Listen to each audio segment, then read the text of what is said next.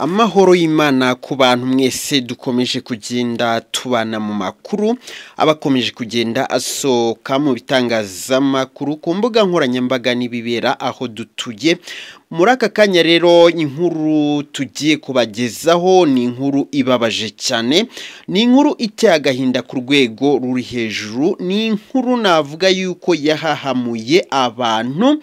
Ni ibintu bibabaje kubona abantu batatu bo mu muryango umwe bapfira rimwe baguye mu nzu, ndetse n'abandi batatu tubona batatangaje niba bavindimwe nabo bagapfa.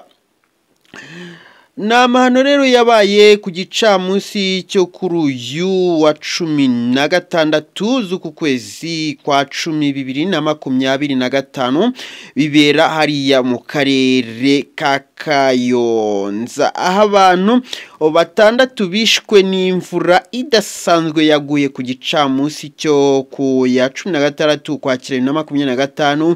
Iyi mvura yaguye mu murenge wa Murama hirya no hino mu duce dutandukanye, iza kuba yahitana umukecuru wari uri kumwe n'abuzukuru be babiri mu nzu, ndetse n'abandi bana batatu bo nabo bahise bajyanwa n'amazi barapfa.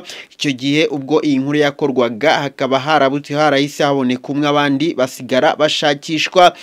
Ubuyobozi bw'akarere ka Kayonza rero bwatangaje yuko ari imvura yari mbi cyane ku rwego ruri hejuru, ari imvura yaguye nabi ndetse izana umuyaga mwinshi, iza ifite amazi menshi amanuka afite umuvuduko ku rwego rwo hejuru.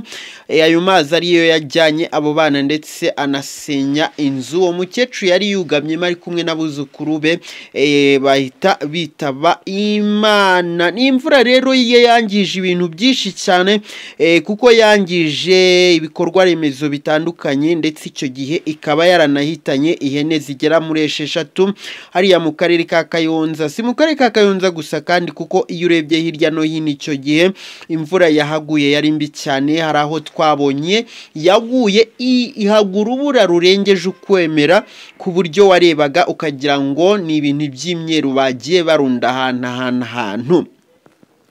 Imvura irimo kugwa muri uku kwezi kwa 10 rero irimo gukora amabara nyamuneka, ariko reka twizere ko abo bahitanwe n'iyi mvura Imana yabakiye mu bayo imiryango yabo yihangane.